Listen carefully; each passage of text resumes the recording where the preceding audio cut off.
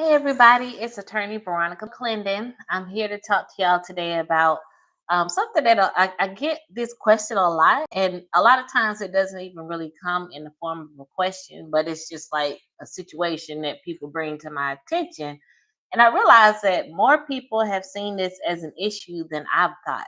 With me being an attorney who does estate planning and probate stuff all the time, I tend to forget that there's a lot of things about these areas that we take for granted as attorneys and don't realize that folks who are not doing this every day may not realize it. So, a lot of times when I'm meeting with a potential client or someone who talking with them about either an estate matter or an heir's property situation, a lot of times they'll start out by saying, my loved one, they didn't have a will, and they say it in this way that's like kind of like trying to get a way to say it.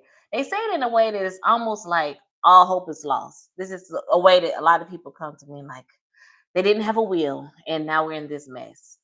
And really, it's not the situation of not having a will. It's not the fact that they didn't have a will that causes the most problems. But a lot of times I found that people tend to focus on that. They didn't have a will, and now we have this property mess and we need help getting it resolved. So, yes, we do need some help getting it resolved, but the fact that they didn't have a will is not a deal breaker. It's not the end of the world.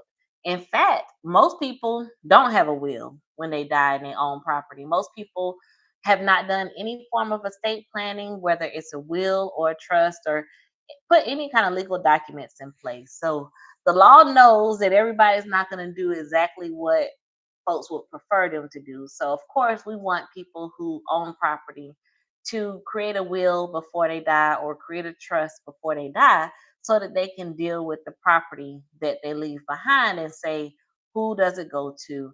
They get to name who's going to be in charge of their estate. They get to say when things happen and how things happen. Of course, we prefer people to put those things in place so that we have some guidelines about how you want things done with your estate. But the law knows that most people are not going to do what we would prefer you to do. The state laws, they are built to deal with situations where someone has died without a will. And so we're going to talk about that today. Whether or not there is a will, there is a way. And when I say a will, I'm talking about a last will and testament, or in these days, a lot of times people are using trust as the main estate planning tool in their arsenal. But when we're talking about where there's a will, there's a way, or where there's not a will, there's still a way. Basically, what I'm saying is whether or not your loved one has put written instructions in place about what they want to happen to their property when they die, whether or not they've named someone to be their executor for their estate, there are still mechanisms in state law that can be used to help to deal with their estate. So the primary thing that will happen is that we have what's called an intestate estate. Intestate means that someone died without a will. And what we would need to do to determine one, who are their heirs, and then two, who's going to be over their estate, we would look to the state statutes. So here in Georgia, we have our probate code, and it deals with situations when someone dies with the will, and it deals with situations when someone dies without a will. When someone dies without a will, as I mentioned, it's called intestate succession. And there's a whole list of rules of how to deal with an estate when someone has died without a will or without a trust in place. So the first thing that we would do is, and this is state of Georgia specific. Every state has their own laws of intestacy or their laws of intestate succession. They are going to differ from state to state. I have become familiar with many states' laws of intestacy, and I have not seen any of them being identical. So every state has their own law. I'm going to use Georgia as an example because I am a Georgia attorney, but I want you to know and be very, very clear that other states have very different rules. So here in Georgia, if someone dies without a will, then we would then see where they married at the time of their death. If they were married and they did not have any children, then there we would everything that they own would go to their surviving spouse. So let's say that Joe has a house that he bought before he and his wife got married. When Joe died and he did not have any children, the house went to the wife. Let's say that Joe had a wife and children. The wife and the children would split that house, the ownership of that house, because Joe died without a will and his property went to his heirs at law based on the state's laws of intestate succession.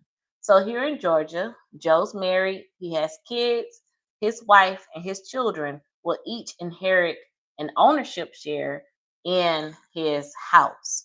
So that means if it's just a spouse and one child, the spouse is going to get 50%, and then the child is going to get 50%. If there are two or more children, then the spouse gets at least one third of the property, and then the children will split the two thirds of the property. So that's like the common situation that would happen if someone dies without a will. Of course, sometimes people don't have a spouse and they don't have children. Then their spouse, then you have to go to the next level. No spouse but children, the children would share the property equally. No spouse, no children, then we go to the next level, which is going to be the parents of the deceased person. And again, this is Georgia law. You're going to see that they have one parent living, two parents living. If both parents were living, then those parents will split the property equally. If there's only one parent living, then that one parent would receive all of the property.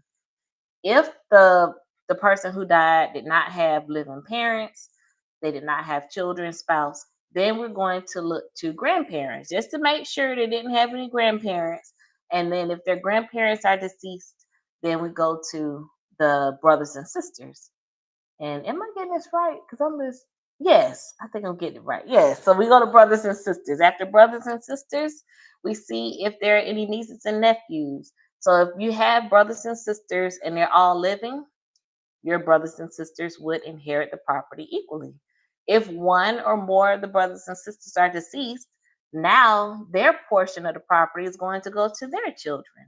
So, what I'm telling you is the laws of intestate succession, and basically explaining that although someone may die without a will, state law has rules in place to dictate who inherits a portion of that person's property.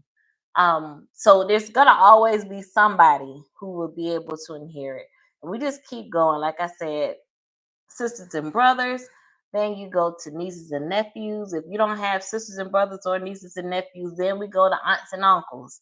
If your aunts and uncles are deceased, now we're going to go to your um what do you go to? Cousins. And you just keep going until you find somebody. It's gonna be, a fifth cousin once removed, or somebody is gonna pop up that is can inherit from you. So that's one way that things can still happen, even if you don't have a will. The next thing that's in place with state law is determining who's going to be over your estate. So, when you have a will or you have a trust, you get to name the person who would be over your estate. So if you have a will, you would name an executor. That's the person who would have control over your estate, who would have the legal authority to act on your behalf after you're deceased and to carry out the terms of your will. If you have a trust, then a trustee is going to be that person who has the authority to carry out the terms of your trust. If you do not have a will, you do not have a trust, then someone's going to have to go to the probate court, and that's the probate court to appoint an administrator. So that's one of those ways that if we don't have a will, we can still get an administrator placed over the estate. Someone would go to the court, and that's the court to appoint an administrator.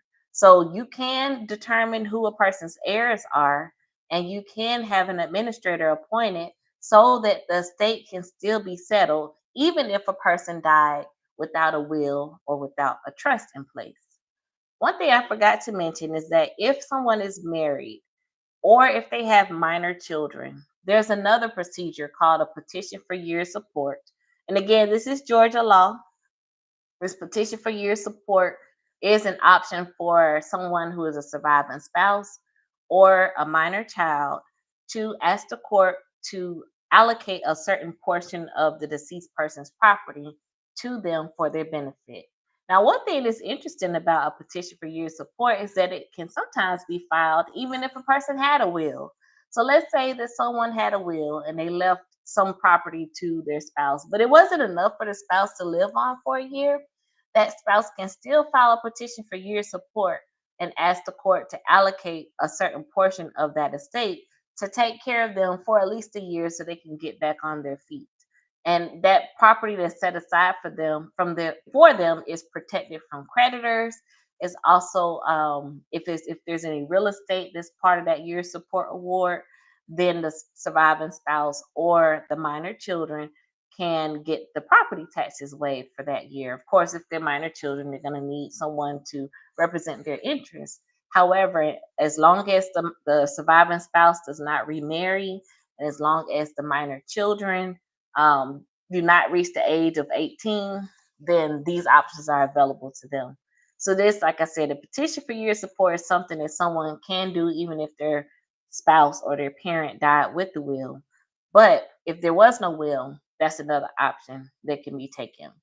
And so I just wanted to bring up some of these things to let people know that even if your loved one died without a will, there are options. There are things that we can do under the law to make sure that their loved ones receive the property that they passed on when they died. What I want to be very clear about is whether or not someone had a will, you need to go through the process of administering their estate. So if someone had a trust and they had all of their property put into that trust before they died, then there's a way to settle their estate or administer their estate according to the terms of the trust without having to go through probate court. However, if the person did not have a trust or there were some properties that they did not put into the trust before they died, then that's when the will is going to have to step in. If someone has a will, or if they didn't have a will, you have to go to probate court in order to transfer the ownership of the property from the deceased person's name to the names of the living people they left behind. So if they had a will, what we would do is go to probate court and ask the court to prove the will to be true and appoint the executor over the estate and allow the executor to transfer the ownership of the property from the deceased person's estate to the people they've named in their will to receive from their estate. Or if someone did not have a will, you would ask the court to appoint someone as the administrator. And then that administrator will use state law to determine how to divide up the assets that are in the estate. So you have to go through probate court in order to change ownership of the property from the deceased person's name to their living heirs if they did not have a will, or the beneficiaries if they had a will. Beneficiaries are the people that you name in your will to receive your property. In order to make that transfer happen, you have to probate, whether or not you have a will. The only way you avoid probate is if you have a trust or if you use something like a transfer on death deed or some other kind of survivorship instrument where you can name someone to receive your property automatically upon your death. It can be transfer on death, it can be pay on death, it can be survivorship documents, whatever it is. You have to have something that allows that property to transfer automatically on death. El- Otherwise, you're going to have to probate their estate. And I put so much emphasis on that because a lot of times people will think, oh, if my loved one had a will, then we don't have to probate. It's like, no, you have to probate the will. That's what wills are for, is for you to take it to probate court, ask the court to approve the will, and ask the court to appoint the executor who's named in the will to officially serve as executor. If that doesn't happen, then that will has no power until someone actually goes to probate court and probates it. So I want to make that very clear. Make sure y'all understand the importance of probating a will. Even if there is a will, there must be probate. But going back to just what this video is about, whether or not there is a will, there's still a way. If someone dies and they own property, if they have a will or a trust to say who's going to be in charge of their estate or who's going to inherit the assets in their estate, that's amazing. That's what we want. We want people to be in control of their wealth and how their wealth transfers from one generation to the next. We want them to be in charge of that. However, sometimes people don't get around to creating a will or a trust, or they just didn't make it a priority for themselves while they were living. Their family members can still go to probate court to have their assets transferred over to the living heirs. Now, there are other things as well that can be done to transfer assets from a deceased person to the people who they've left behind, but you need to make sure that whatever you do, you check your state laws, you talk with an attorney who is licensed in your state. Like I said, I'm licensed in the state of Georgia. So the things that I'm saying apply for Georgia, they may not apply for other states. And also the things that I'm saying may not apply to your situation for what one reason or another. So it's important that you talk to a lawyer in your state about your personal circumstances to make sure that whatever you do to deal with a person's estate is in accordance with state law. So that's what I want to urge you all today to do, to just be attentive to these things. Even if your loved one died without a will, you want to still probate their estate. It's going to help to make sure that this property is not lost. A lot of people lose family properties just because they didn't take the simple step of going to probate court and getting someone appointed over their estate. So don't delay on these things. Talk to a lawyer. Get that sense of shame that I sometimes see people bring. Get it off of your shoulders and say, my loved one died without a will. How do we get this resolved? I'm here to tell you that there is a way to get it resolved. Whether or not there's a will, there is a way. Y'all take care. And if you enjoyed this video, I hope that you would subscribe. I hope you would like the video and share with someone who you think will benefit. Have a great day and Merry Christmas to y'all if I don't pop on here before then.